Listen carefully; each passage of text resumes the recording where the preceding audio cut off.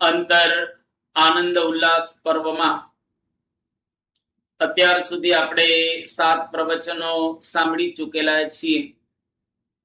આજે આ 8મું અને અંતિમ પ્રવચન, જેનો વિષય લાભ પાંચમ.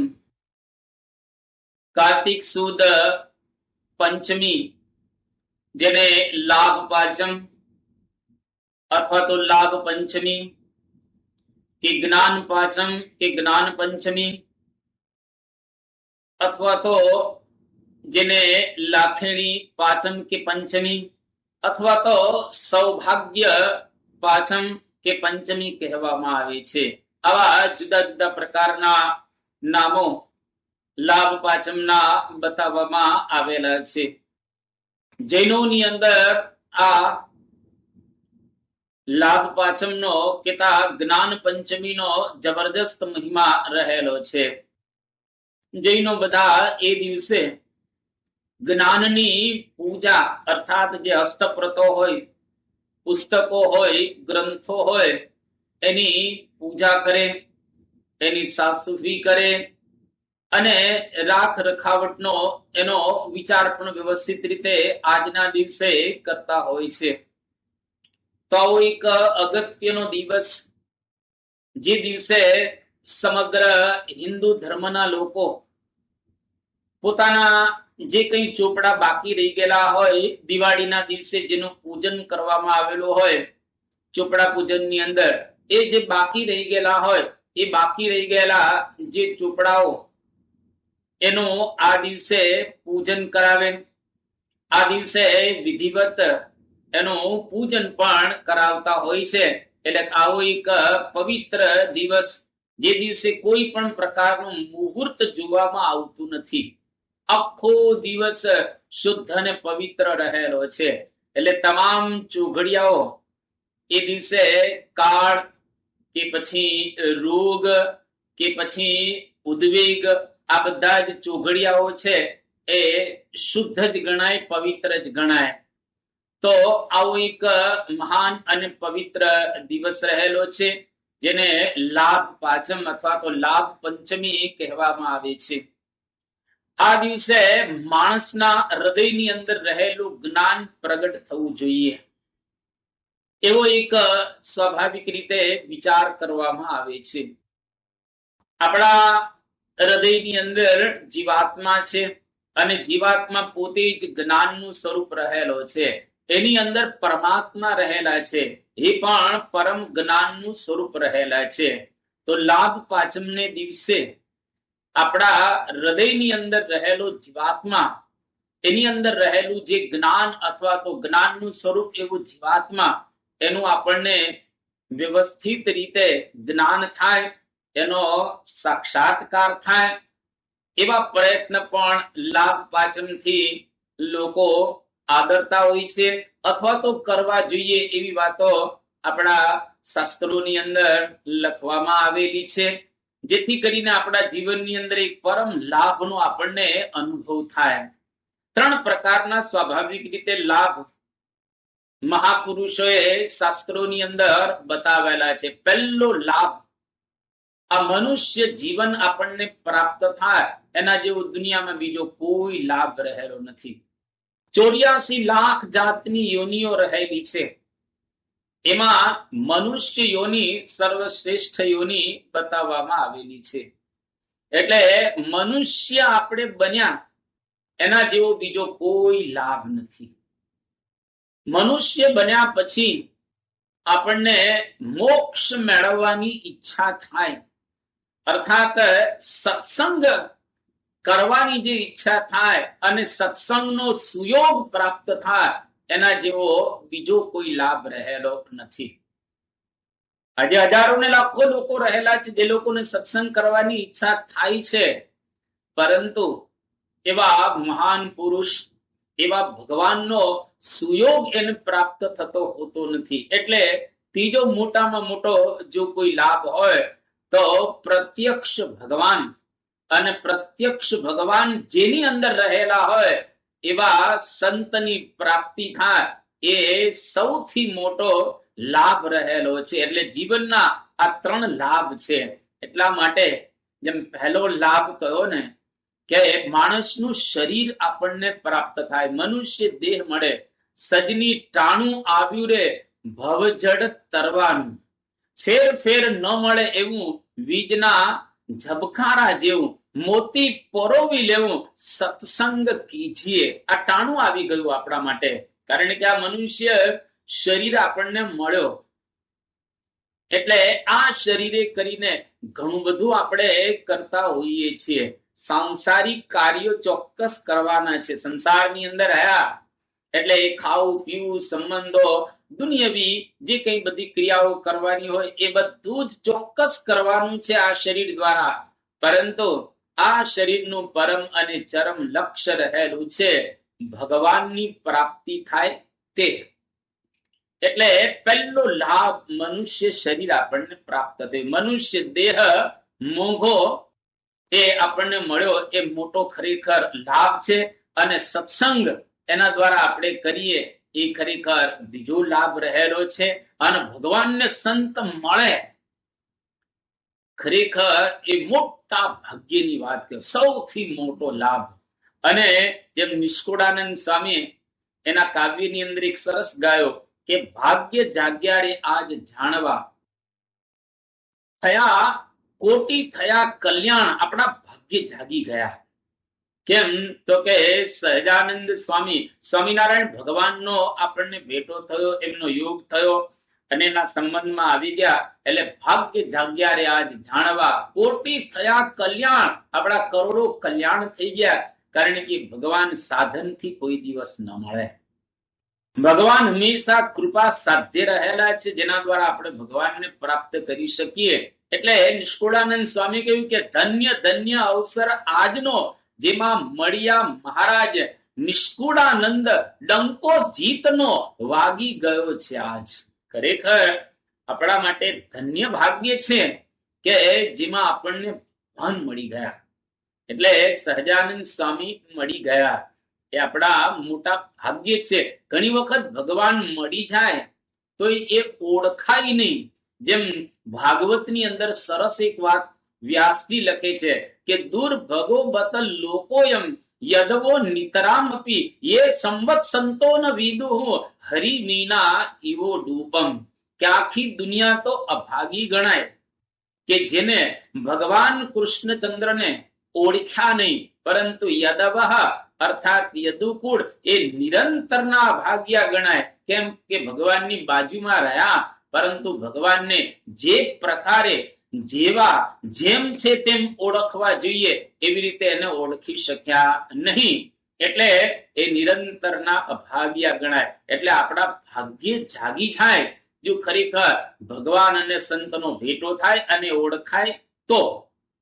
એટલે મનુષ્ય દેહ મળ્યો એ ખરેખર મોટામાં મોટો લાભ છે. એમાં મોક્ષના દાતા ગુરુ આપણને મળે અને એનો સત્સંગ આપણને પ્રાપ્ત થાય એ બીજો લાભ છે. અને શ્રીહરિ કહેતા ભગવાન આપણને મળે અને એ પૂર્ણ આપણું સૌભાગ્ય ગણાય. એથી જ એટલા માટે જ એવું કહેવામાં આવ્યું કે લાભસ્તેષાં જયસ્તેષાં કુતસ્તેષાં પરાજય યેષાં હિન્દીવરશ્યામો હૃદયસ્થો જનાર્દન. લાભ તેષાં જય તેષાં, તેઓને ખરેખર લાભ છે અને તેઓનો ખરેખર જય રહેલો છે. કોનો? યેષાં ઇન્દિવરશ્યામ હૃદયસ્થો જનાર્દન. જેના હૃદયની અંદર પરમાત્મા સાક્ષાત રહ્યા હોય, જેના હૃદયની અંદર ભગવાનનો સાક્ષાત્કાર હોય, એના જેવો દુનિયામાં બીજો કોઈ લાભ રહેલો નથી. ભગવાન મળ્યા આપણે ખરેખર લાભ સવાયા. લાભ સવાયો એ થઈ ગયો જો ભગવાનનો આપણને ભેટો થાય. વિશ્વમાં બધું જ મેળવી શકાય. કોઈ એવી વસ્તુ રહેલી નથી જે વિશ્વની સૂર્ય અને ચંદ્રની નીચેની તમામ વસ્તુઓ પ્રાપ્ત થઈ શકે.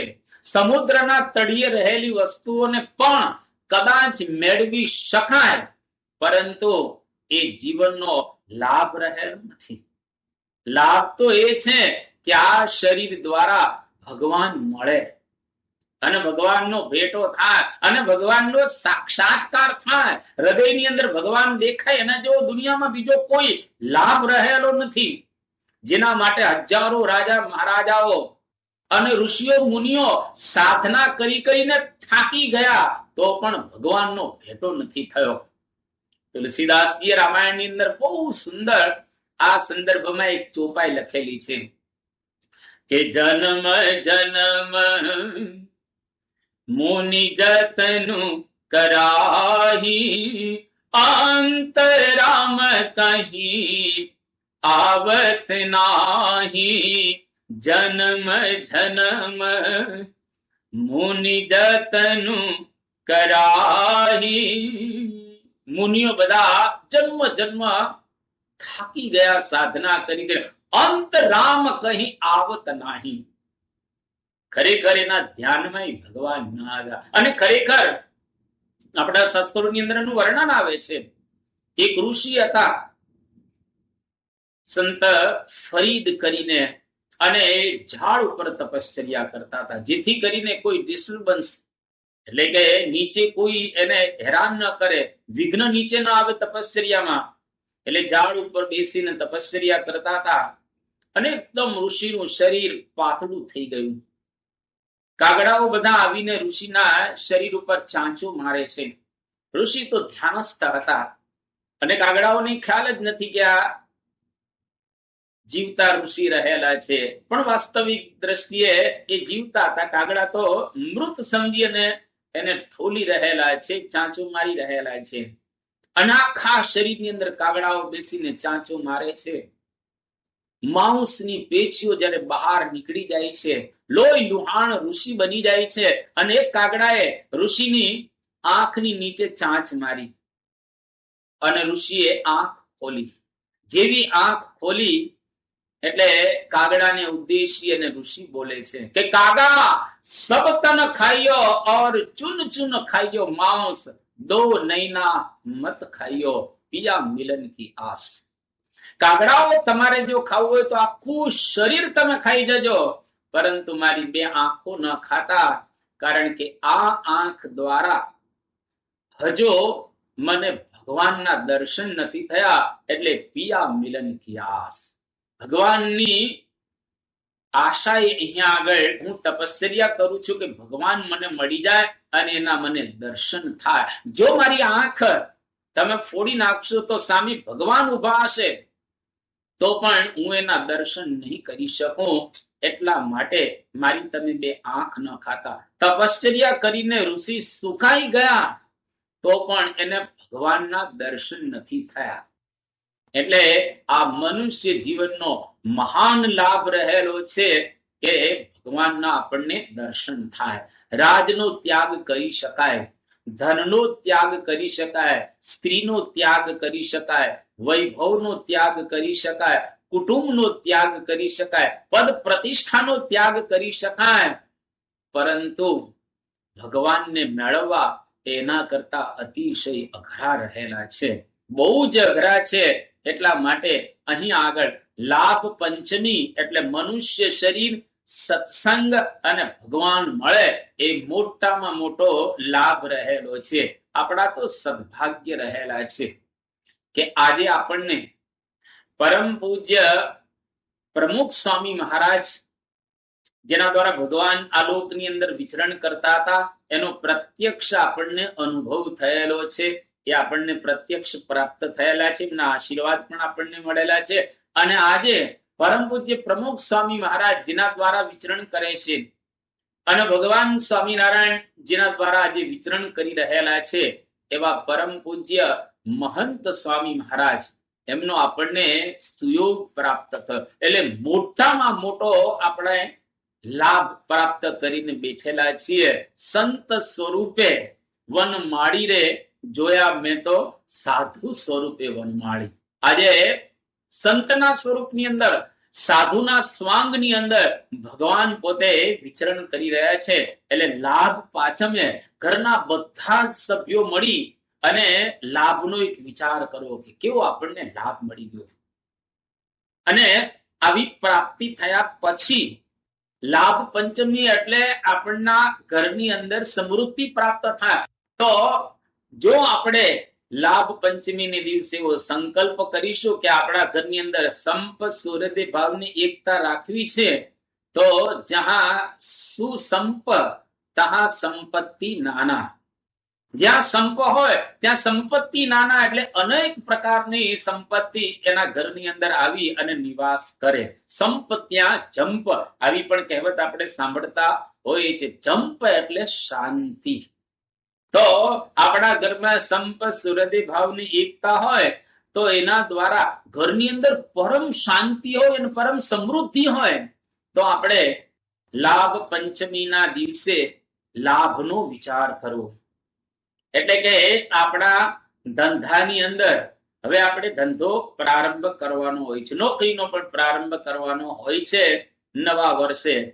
તો આપણા ધંધાની અંદર કયા પ્રકારનો આપણે લાભ પ્રાપ્ત કરી શકીશું એનો લાભ પંચમીને દિવસે વિચાર કરવો. અને ગયા વર્ષે કઈ નાનું મોટું નુકસાન ગયું હોય, કઈ નાનો મોટો ગેરફાયદો જો થઈ ગયો હોય તો આપણે એનો પણ વિચાર કરવો, જેથી કરીને એ આ વર્ષે રિપીટ ન થાય અને આપણા ઘરની અંદર એવું એક વાતાવરણ દિવ્ય રહે.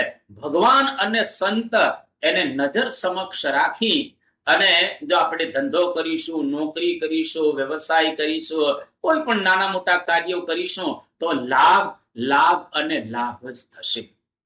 ધંધામાં ભગવાન અને સંતને વચ્ચે ઉમેરી દેવા.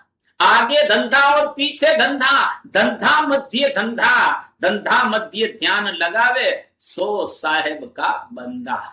આગળ પાછળ વચ્ચે બધી જગ્યાએ ધંધા નોકરી રહેલા છે, એની વચ્ચે ભગવાનનું ધ્યાન લગાવવું, સંતને યાદ કરવા, મહાન સ્વામી મહારાજ જેવા પુરુષને વચ્ચે યાદ કરી લઈએ તો લાભ લાભ અને લાભ જ આપણા જીવનની અંદર છે. કારણ કે દેનારા પરમાત્મા છે, દેનારા સંત રહેલા છે.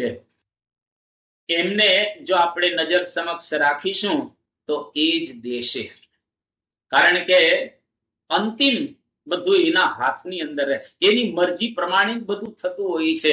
એટલા માટે યોગીજી મહારાજ ઘણી વખત કહેતા, પૈસાદાર થવું હોય, રૂપિયાદાર જો થવું હોય તો પણ 10મો કે 20મો ભાગ ભગવાનને આપવો તો લાભ સવાયા. કેતા અતિશયના જીવનની અંદર લાભ લાભ અને લાભ રહેશે. તો આજના દિવસે મહારાજને પ્રાર્થના કરી કે આવું મનુષ્ય શરીર આપણને પ્રાપ્ત થયું, આવો દિવ્ય સત્સંગ આપણને પ્રાપ્ત થયો અને આવા દિવ્ય પુરુષનો કહેતા મહાન સ્વામી મહારાજનો આપણને ભેટો થયેલો છે. એટલે આપણે પરમ ભાગ્યશાળી, પરમ લાભમાં આપણે બેઠેલા છીએ. તો આ પર્વ જે અંતર આનંદ ઉજાસ પર્વ, આપણે આ પર્વની અંદર આ રમા એકાદશી થી પ્રારંભ કરેલો હતો. આજે આ છેલ્લું પ્રવચન કહેતા 8મું પ્રવચન અહીંયા આગળ આપણે પૂર્ણ કરીએ છીએ. 8 પ્રવચન જો ખરેખર સારી રીતે આપણે સમજીએ તો દિવાળી પર્વને સારી રીતે ઉજવ્યું ગણાય અને તો આપણા જીવનની અંદર એ આનંદ પણ થશે અને ઉજાસ એટલે પ્રકાશ પ્રકાશ પણ થઈ જશે. તો મહારાજ સ્વામીને પ્રાર્થના કરીએ કે આપણા જીવનની અંદર સાચા અર્થની અંદર આપણે આ પર્વને સમજી આપણા જીવનની અંદર આત્મસાત કરી અને એ પરમ આપણે સુખિયા બની શકીએ, પરમ આનંદ પ્રાપ્ત કરી શકીએ અને અંતે ભગવાનનો સાક્ષાત્કાર કરી અને પૂર્ણ ઉજાસ આપણા જીવનની અંદર આપણે પ્રાપ્ત કરી શકીએ. એ જ આજના દિવસે અભ્યર્થના. અહીં આગળ આ અંતર આનંદ ઉજાસ પર્વ એને આપણે પૂર્ણ કરીએ છીએ. આજના 8મા પ્રવચનને પણ આપણે પૂર્ણ કરીએ છીએ. શ્રી સ્વામિનારાયણ ભગવાનની. આવા જ વિશેષ પ્રસંગો સાંભળવા માટે કૃપા કરીને લાઈક કરો, તમારા વિચારો કમેન્ટમાં શેર કરો અને અમારી ચેનલને સબસ્ક્રાઇબ કરવાનું ભૂલશો નહીં.